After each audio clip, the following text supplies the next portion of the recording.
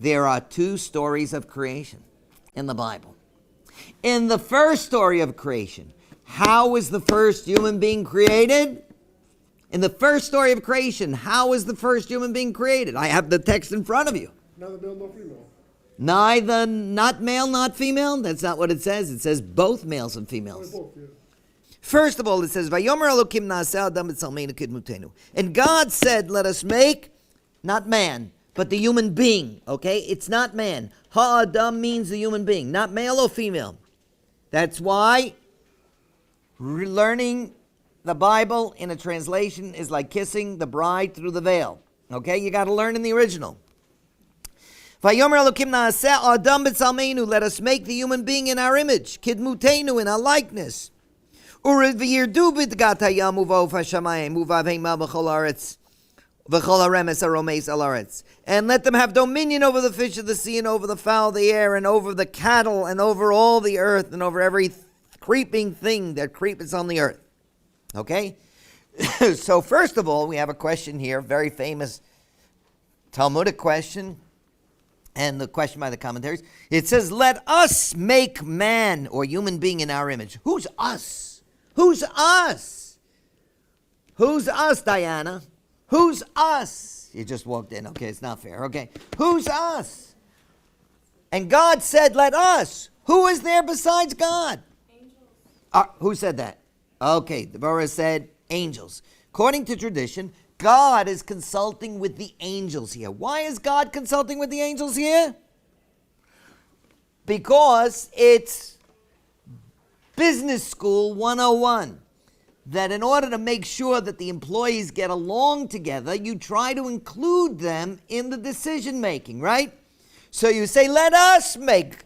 The angels are going to have to get along with the human beings. So he says, I better involve them in this process. Let them at least think that they're involved in the process of creating the human being. What's an angel, by the way? What's an angel? Not what most people think it is. Who, huh? A messenger, yes. But it's not someone with wings and lives in a cloud. Not that. Okay, then what is an angel? An energy emanation of God that fulfills God's wishes. We don't know what form it takes. It could take the form of a human being. It could take the form of an angel with fluttering rings. Okay, but we don't know. But all we know is that it's an energy emanation of God that fulfills God's will. So he talks to the angels. And he says, "Let us make man." Actually, he doesn't say that. He says, "Let us create man." Create is very important. That he says the word create. What does create mean? As opposed to make. Create means ex nihilo. Bless you, bless you, bless you. Ex nihilo means to create something out of nothing. Yesh me'ayin, something that exists from nothing. Make means that you take Play-Doh and you make a doll out of it, okay? It already exists and you're changing the form. You'll see that. So create means to create out of nothing. Let us create the human being in our image and in our likeness. Let him have dominion over the fish of the sea, of the fowl of the air.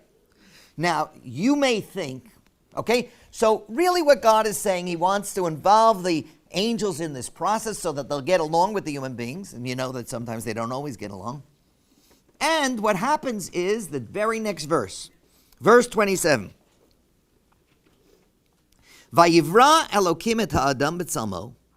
And God created the human being in his own image. Vayivra is singular. The angels had nothing to do with the creation of the human being. Only God. He let the angels think that they had a voice in it, but they didn't. Vayivra means only God created the human being, and create means out of nothing. B'tzalmo, in his image. B'tzelem Elokim bara oto, in the image of God created he, him. Him, oto, him. Seems to be male. We'll get back to that in a moment. But when you say that a human being is created in the image of God, Samantha, what does it mean that we're created in the image of God? What does it mean? In his essence. That's sort of like a, I don't know, I think you're trying to slip through an answer there, okay? His essence, okay? In the image of God. What do you mean the essence of God? What's the essence of God? Do we know what the essence of God is? If I knew God, I would be God, right? We said that in the first session, okay? So what does it mean to be created in the image of God? Dina, in the image of God. A human being is created in the image of God. What does it mean? What's your name? Melanie. It means in his likeness. In his likeness. What does it mean? We look like God? Spiritual likeness. In his spiritual. In his spiritual. What about his spiritual? Are we spiritual like God? We create worlds? In his intent. What can we do that God can do? What can we do? We can love. We can love, okay?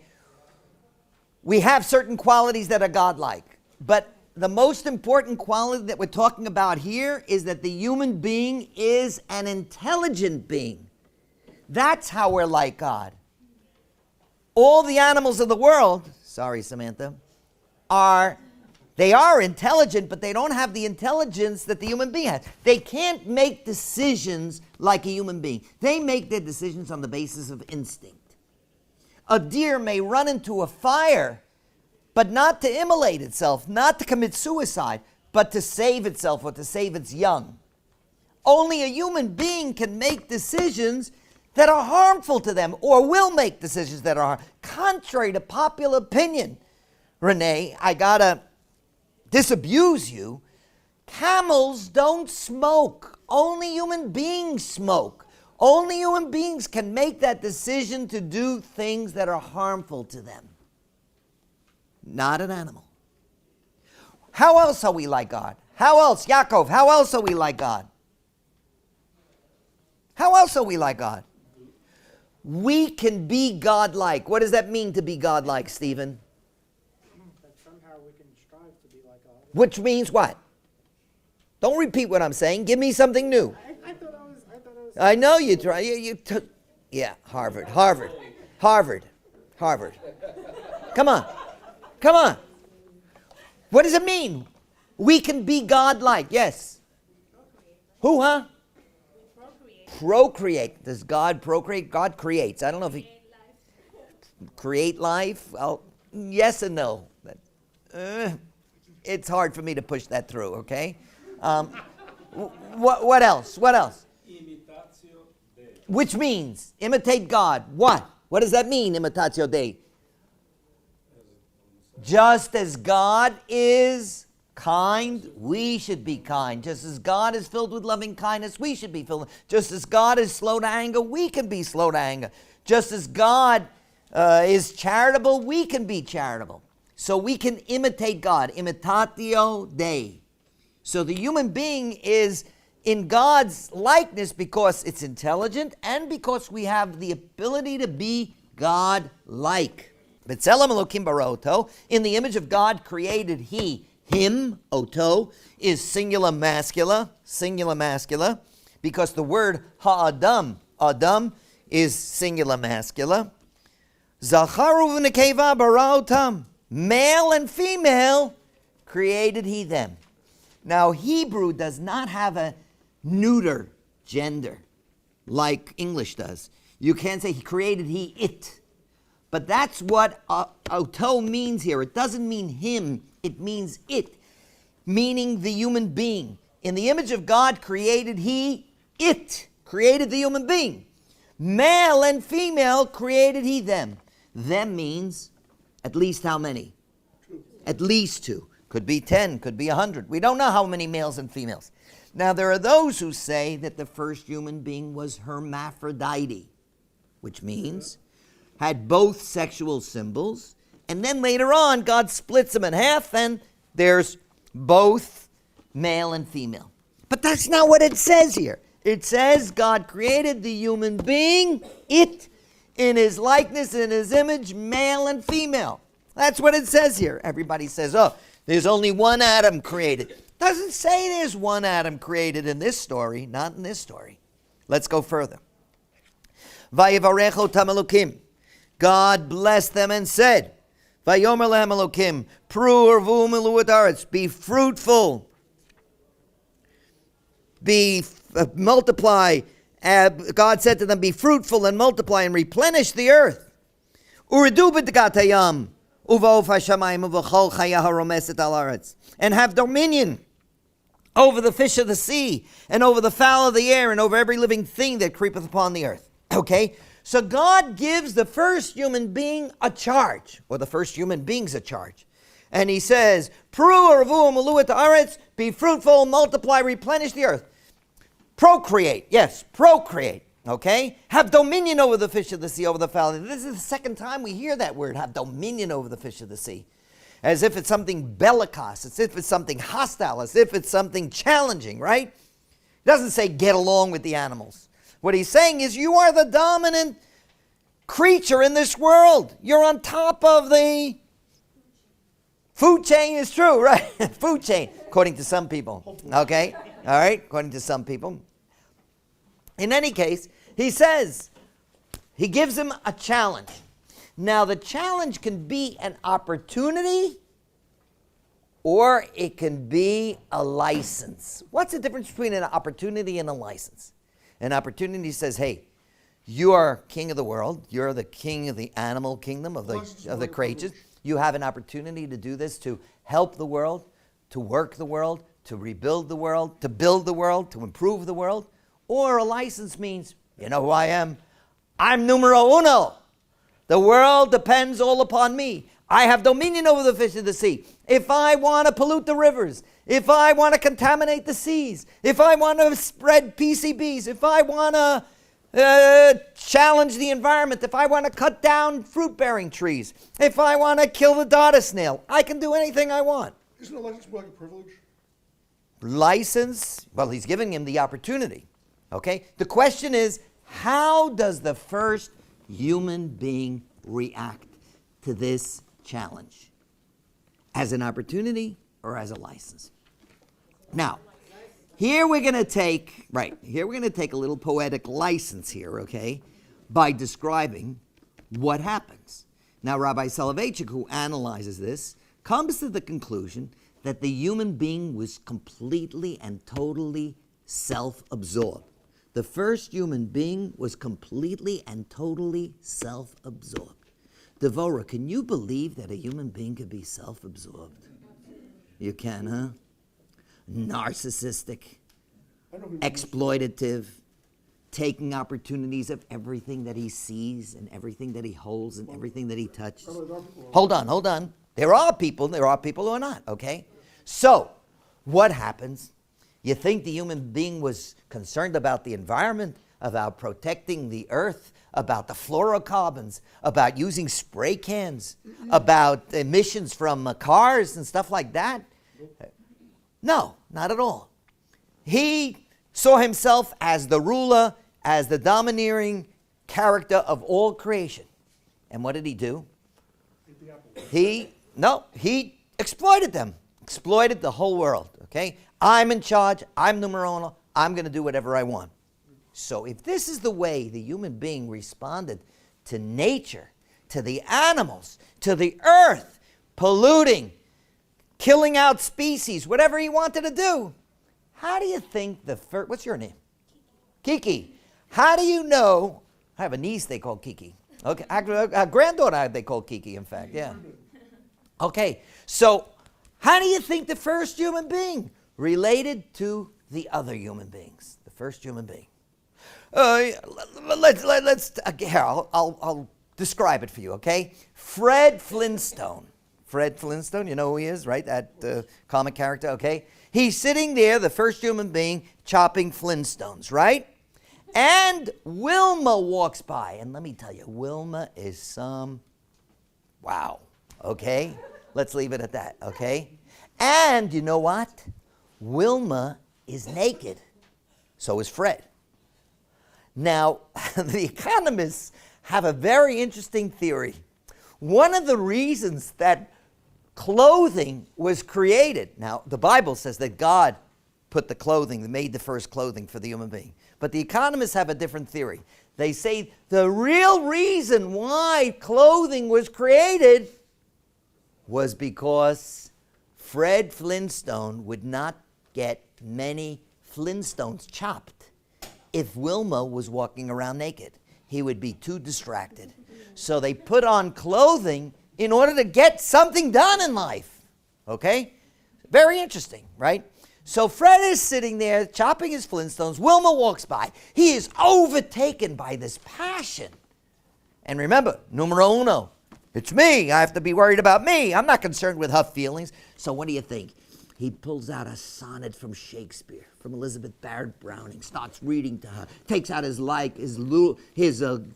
not his violin, his Luke and his and his whatever it is, and his mandolin, and starts singing her a song. You think he does that?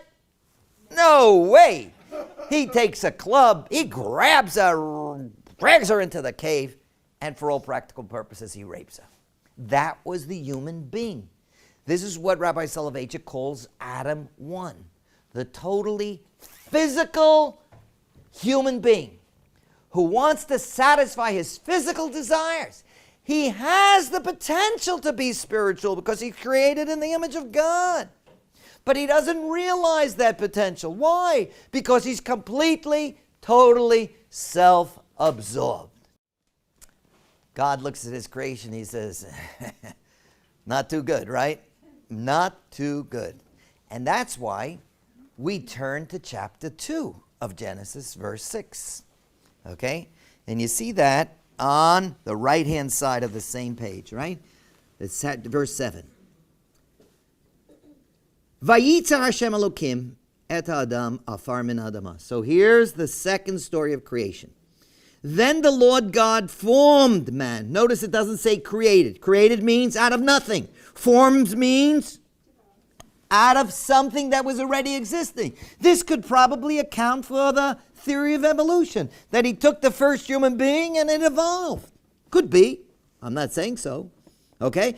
So the human being, God formed the human being of the dust of the earth, of the dust of the ground, and breathed into his nostrils the breath of life, and the human being became a living soul. Now, it still doesn't identify whether it's a man or a woman. It's using the generic term human being. Adam. Okay? It doesn't say. Okay? Ulve'adam haya lenefesh chaya. Vayhi ha'adam lenefesh chaya. And the human being became a living soul. So first of all, why is the human being created out of the dust of the earth? What does it mean? What is the metaphor of the dust of the earth? What's your name? Jordan. Jordy? Jordan, okay. All right. What does it mean to be created out of the dust of the earth? Grandpa? Well, I don't know. I think of plants growing from the earth, they rise, and so human beings sort of coming out of the earth, like, right, okay. But if I say to you, Barbara, you're just dust of the earth, what am I saying to you? You're nothing. Right, you're a nothing. You're a nothing, right? Remember the name Hevel that we learned about last week? The name Hevel, which means nothing. She named the child Abel, right? No, nothing, okay. You're a nothing. You think you're numero uno. You think you're God's gift to humankind. You think you're the king of the world. And you know what? You're nothing. Because what's missing and what's lacking from the first human being, so thought God, was what? A little humility. Okay, you may be a Homo sapien, but you're not a mensch. You're acting like an animal. You just want to get your pleasures. You want to be exploitative. You're not a human being. You need humility. We're going to make you out of the dust of the earth. And he forms him out of the dust of the earth, and the human being becomes a living soul. So here's now Adam 2, according to Rabbi Soloveitchik. The metaphysical, the spiritual human being, because he has humility and he has a soul. He has a soul. Oh my God. Let's see if this model works. Let's see if this model works. Now, God puts the human being in the Garden of Eden. He tells him what he's supposed to eat, what he's not allowed to eat. He has to work it and to guard it. And on the other side of the page, on verse 18, you see the bottom paragraph on the left? And the Lord said, "It is not good that the human being should be alone." Alone? Alone? He was never alone. It said God created the human being, males and females created he them. He was never alone. There's another man or another woman. Maybe there are 10 men, maybe 100 men, 100 women. What do you mean alone? Bernie, why is he alone? What does it mean it's not good for him to be alone? Why is he alone? Chaya. He doesn't have a mate. He doesn't have a mate. He's existentially alone. He doesn't know how to give to another person. He doesn't know what love is all about. He's alone. You can be in Yankee Stadium with 54,000 people. If no one says hello to you and doesn't recognize you, you're alone. You're alone. That's why, according to Jewish law, even if you're in the middle of the Shema, if someone comes over to you and doesn't understand that you're in the middle of the Shema prayer and says, Shalom Aleichem, hello, you have to answer him back. Otherwise, you're denying that person's humanity. Alone.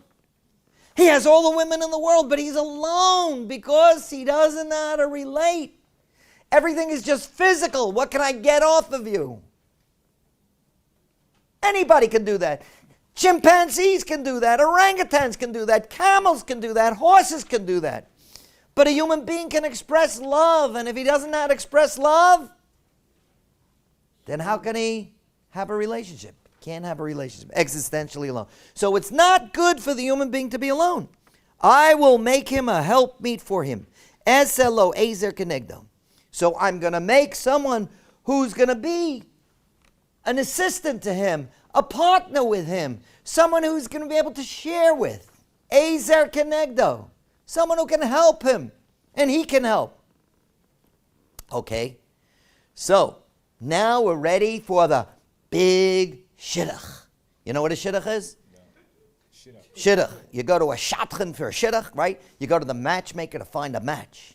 Okay, so now we're ready for the big match, right? So the question is, where is God going to take the human being to find a match? Where do you think he's going to take him?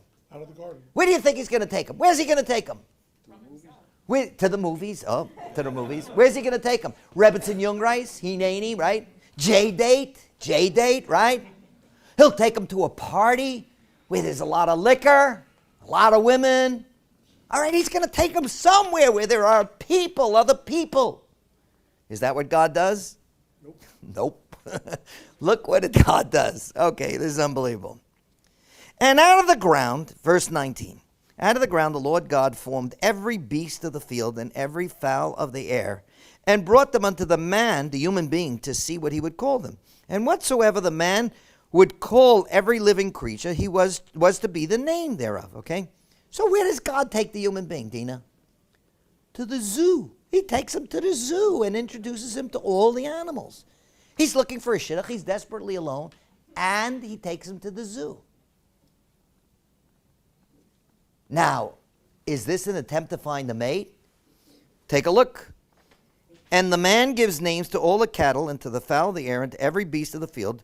But to the human being there was not found a helpmeet for him. You see that last line? Clearly this was an attempt on God's part to find a mate for the human being. Okay? By asking him to name the animals and giving the names to the animals, it was an attempt to find a mate for the human being.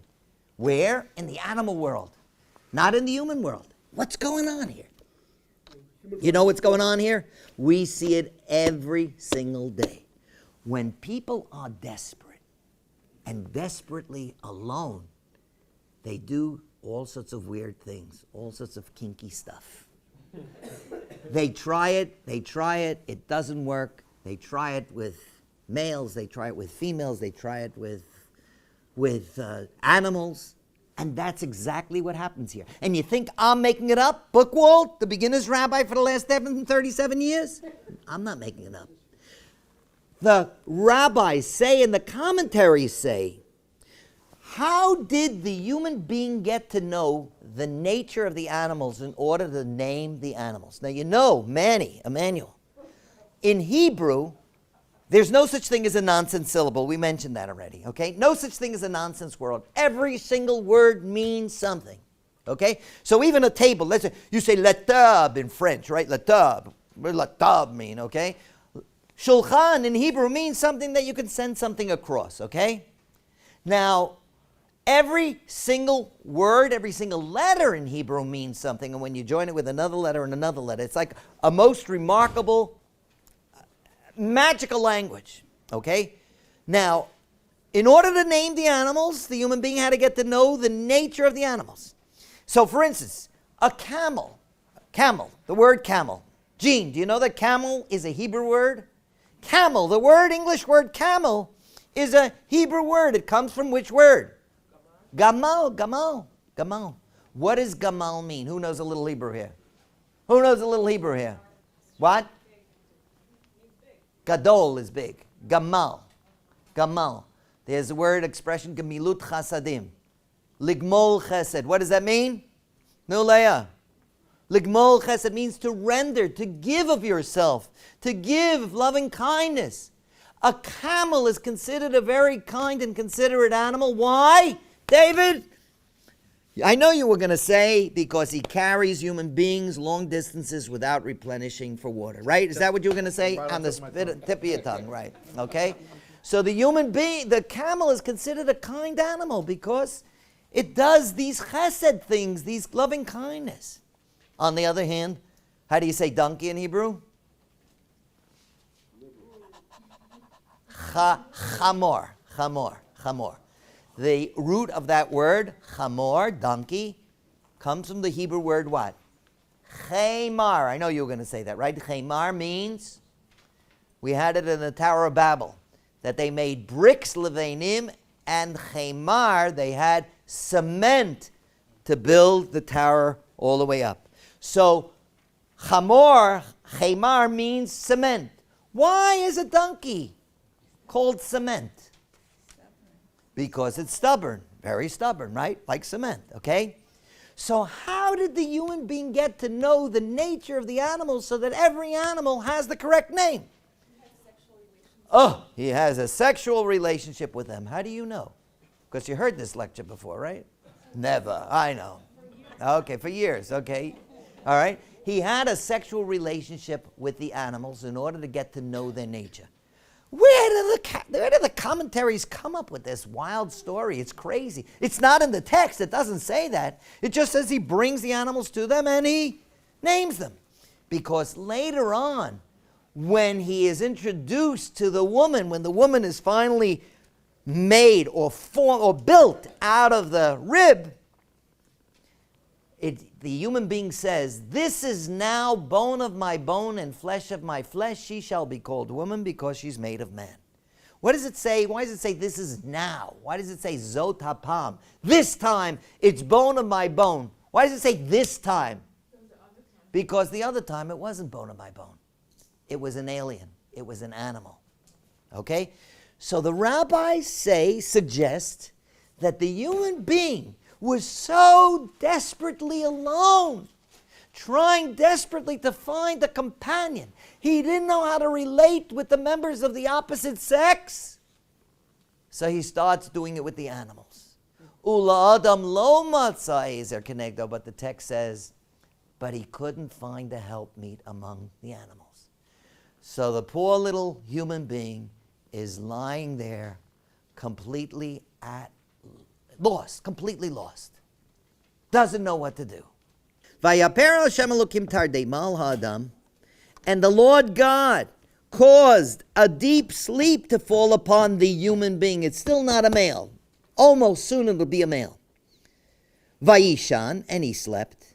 Vayikach achat mitzalotav, and God took one of his ribs. Vayizgor basar tachtena, and he closed up the place, the incision, with flesh. Vayiven Hashem Elokim et hatzela, and God doesn't say created, doesn't say bara, doesn't say yatzar, formed. It says vayiven, he built.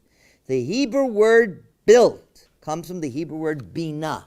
What does bina mean? You take the Hebrew crash course, Reshit Bina is the name of the book. The first intelligence, the first step of learning. Bina means intuitive intelligence, natural understanding. A woman is endowed with natural understanding or natural spiritualism that a man is not endowed with because she was created that way. She was built that way. To build in Hebrew means through intelligence. Okay? So you have bara, created out of nothing. Yatzar, formed out of something, shaped it into something new. And bana, built with intelligence. So he took the rib. So the question is, why a rib? Why a rib? Why a rib? So the Talmud says, listen to this. Talmud says, woman was built from the rib of man, not from his head to top him, and not from his feet to be trodden on by him, but from his rib under his arm to be cared for by him, and next to his heart to be loved by him. So we're not talking about a physical creation. We're talking about a metaphor that for the first time in his life, the human being is able to feel love and caring for another human being, for another Homo sapien. Until now, he was existentially alone. And now, finally, he feels that he has a partner. Now, why does he feel now that he has a partner? Why does he feel that? Okay? Take a look. That makes sense. What does he say? He built and he brings the creation unto the man. Vayomer ha'adam, and the human being says, Zot hapam etza me'atzamai, as we said before, this now is bone of my bone, uvasar mibsari, and flesh of my flesh. Lezot yikarei isha, she shall be called isha, woman. Ki me'ish lukachazot, because she's part of me, she's part of man. She's part of man. First of all, the Bible says, "V'ahavta l'reacha kamocha." You should love your neighbor as yourself. Interesting, it doesn't say love your neighbor more than yourself. You know why? Why doesn't it say love your neighbor more than yourself? Because you can't love anybody more than yourself. Everybody is self-absorbed, okay? You have to love yourself before you can love another person. You have to have that confidence, okay? So what happens here? The human being finally meets someone who he fantasizes is made out of his rib and is part of himself. Part of himself. That's what love is. Love. Who said that? What's his name? Eric Siegel in Love Story. He says, love means never to have to say you're sorry. Okay? If I don't say sorry in my house, there's no love, I can tell you that, okay? There's this incredible story about Reb Aryeh Levin. Reb Aryeh Levin was known as the Tzaddik of Yerushalayim. There's a whole book about him by Simcha Raz, the Tzaddik in our time. And he was a very special rabbi in the 40s, 50s, 60s. And he was a master of kind deeds, etc. He used to spend his Shabbos, instead of with his family, with people who were in prison or people who were sick. And he once took his wife to the doctor. And he said to the doctor, "Doctor, my wife's foot hurts us." Oh, man. Us. My wife's foot hurts us. That's love. That's love. That's what the Torah is telling us.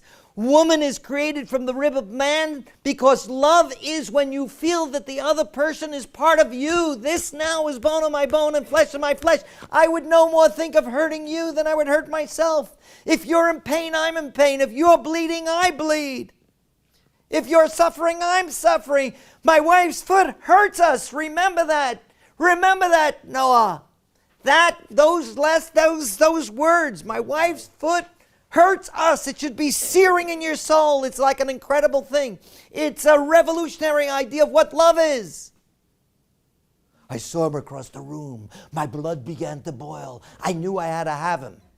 That's Jacqueline Suzanne. You don't even know who she is, right? One of these steaming novelists, from the... Can I work both ways? From the, I think, Stone Age, if it was, right? Okay? Rabbi? What do you mean I saw him across the room? I knew I had to have him. He may be a drug addict. He may be an alcoholic. He may be a sick dude. He may be a rapist. I saw him across the room. Just because he's handsome and comely, No, my wife's foot hurts us. I love you so much because you are me and I am you. I could be 3,000 miles away and I can kiss you. I can kiss you. I can embrace you. I can hold you in my arms 3,000 miles away because I'm in love with you because you're me. I can hold myself too. Right? When you are me and I'm you, then we can hold each other. That's love. That's love. Sex is easy. Anybody can do sex.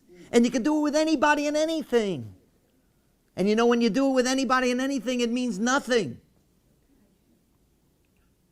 And that's what's so incredible about this story. This story isn't about the creation of the human being. This story is about love and how to love. This is the primer on how to love. When you feel so deeply about another person that that person is you. Bone of my bone and flesh of my flesh, that's love. Take a look at what happens now. Look at this. 24. Here's Freud. Freud is right here. Verse 24. Al kain yazov ish et aviv et imo. When a person is capable of achieving this type of love, where he feels so close to another person that it's bone of my bone and flesh of my flesh, then and only then can there be healthy separation between parent and child. When the child realizes that there are different qualities of love, there's a quality of love for a parent and a child, and there's a quality of love for a person and a mate. V'davak b'ishto, and he shall cling or cleave to his wife, vayu levasar echad, and they shall be one flesh. And they shall be one flesh. The first conjugal sexual relationship between man and woman that's brought down in the text is described how? V'ha'adam yada et chava ishto. Now the Bible very often uses other terms. It says, shachavim, ba'el. He slept with her. He came into her. That's not what it says here. And the human being knew Eve, his wife. Knew. It was a conjugal knowledge. He knew her. It wasn't just a piece of meat. It wasn't just another woman. It wasn't just a comely body. It was a human being whom he felt so deeply for and that he loved so deeply because she was he and he was she. Amazing that the Bible in just a couple of verses tells the whole story of what true love is. I've just told you what the Bible says about sexual relationships, about love relationships. So, Bookwald, why can't I just find a man or a woman that I am so deeply in love with? Spiritually, Adam 2, not just Adam 1, okay? The problem is, you see, well, we'll see that in a moment, okay? That we're all Adam 1. We're all animals. We're all Adam 1. We're all physical animals. And being a metaphysical Adam 2 is not an easy thing to maintain. How do you maintain that Adam 2 relationship? Because the sexual drive is so powerful that it obfuscates, it overwhelms everything else. We see that. We see what happens with wild sexuality in our day and our time. So you say to me, Bookwald, I found him, I found her. Oh my God, this is God's gift to me. And we have this spiritual relationship that is off the charts. Spiritual relationship is off the charts. And we make great love together too.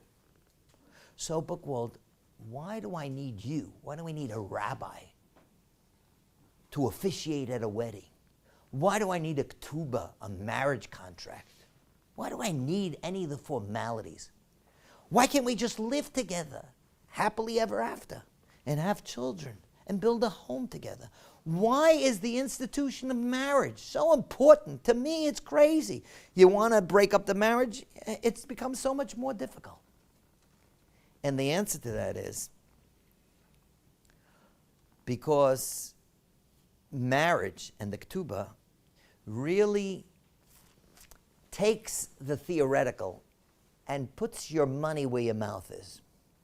Okay, theoreticals, we have this theoretical construct. I love you, you love me, we'll live forever, happily ever after. It's not true.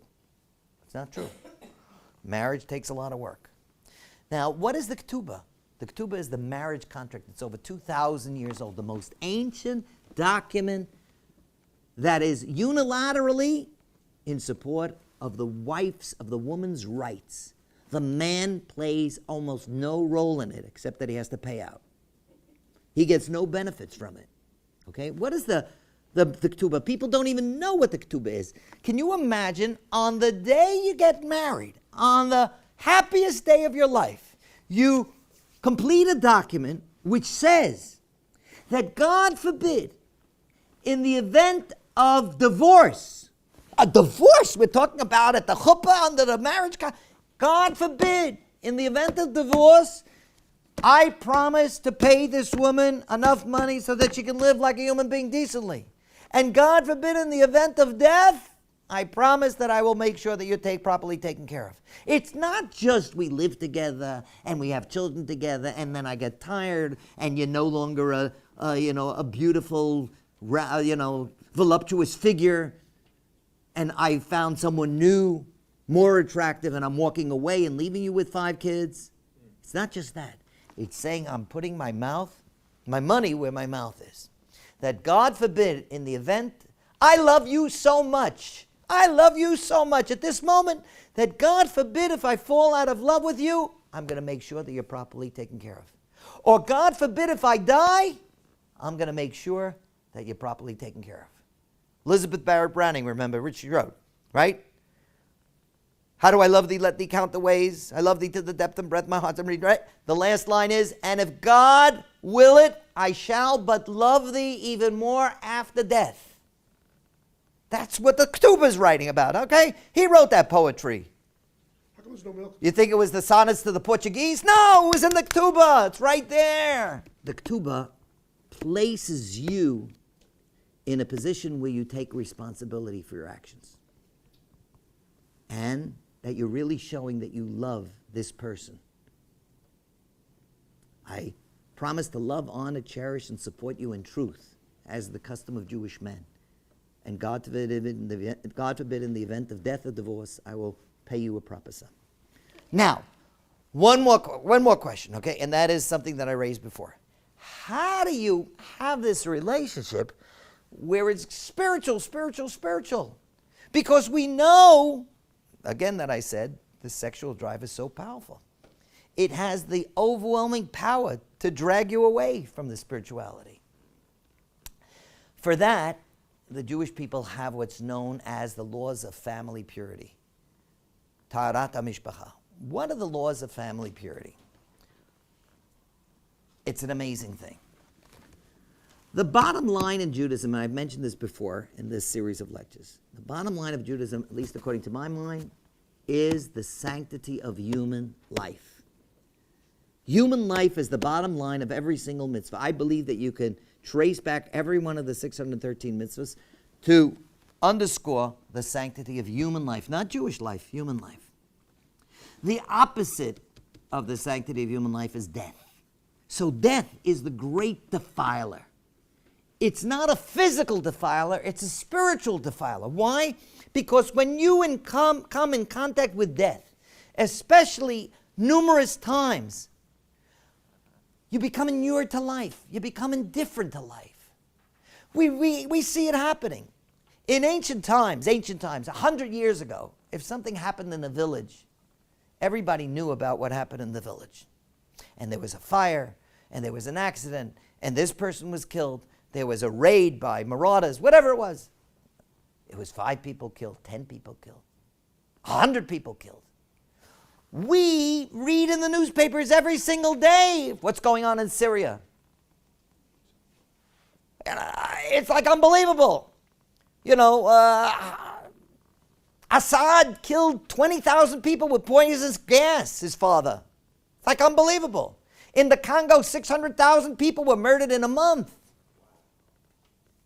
And we read it in the newspapers every single day. It's unbelievable. Earthquakes. Hundreds of thousands of people are killed. And we turn the page to see who won the NBA playoffs. okay, to read the scores. That's why people were so indifferent to the Holocaust, because the numbers were just too staggering. We can't relate because we don't have a personal relationship to that. And we become indifferent to human life. When it happens on a regular basis, you have to reaffirm human life. When a woman menstruates, the ovum that is in her is not fertilized and dies and is expelled from the body. And the blood that comes out are the nourishment and the nutrients that would have sustained that life. She comes in contact with death. We dare not be indifferent to life.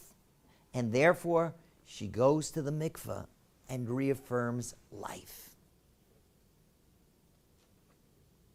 So she counts minimum of 5 days of impurity, 7 days of cleanliness, giving a chance for the lining of the uterus to be regenerated so she could be fertile again. And then they rejoin. Husband and wife rejoin. She goes to the mikveh, the source of living water, and they rejoin. And they've been separated for 12 days. Do you know what it means to be, for a man to be separated for 12 days? Oh my God.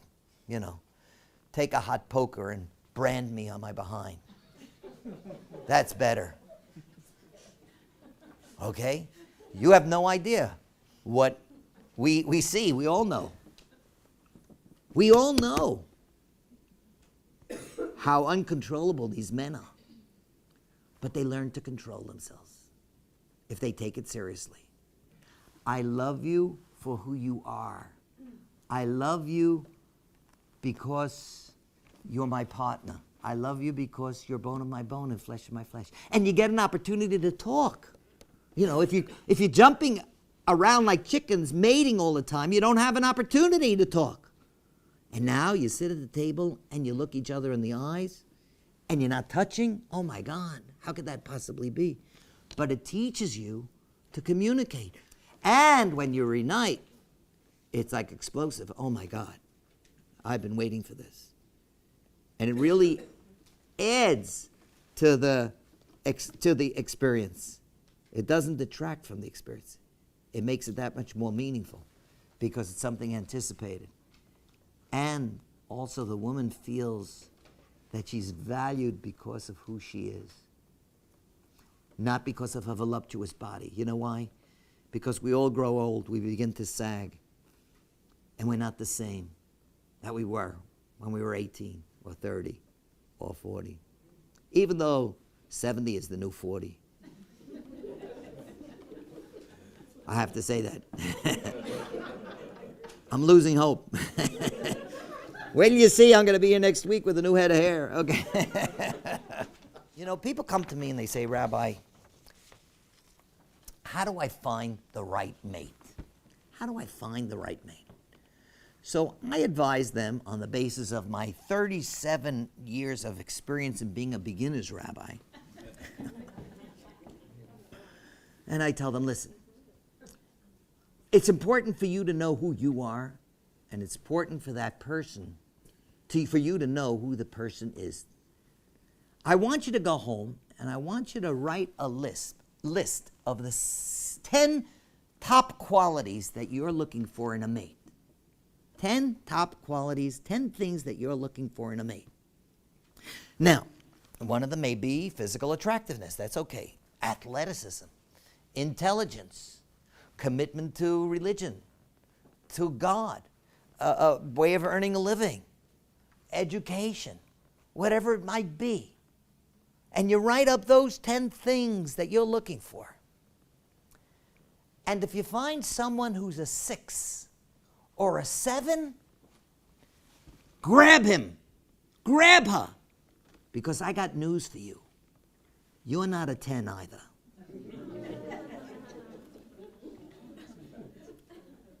It's important to know what qualities to look for. And if they have the right qualities, don't let them go. So what we have here is like an amazing story. An amazing story. God tells us about the creation of the human being. There's the physical human being. There's the spiritual human being, the metaphysical human being. And it's important to develop that love relationship and to keep that love relationship by following a very psychological and an insightful system and ritual which helps you do it. It works. Those rituals work. Remember we spoke about it? Those rituals work. And the commitments that are involved in it. The commitments. I love you so much at this moment that even if I fall out of love with you, I'm going to make sure that you're properly taken care of. Or even if I die, I'm going to make sure that you're properly going to take care of. That's the insight of the Torah. That's the insight of God. And what we have to do is go out and spread the word. Tell humanity that we have a system that works. And I hope that each and every one of us can find our own fulfillment in our own lifetime.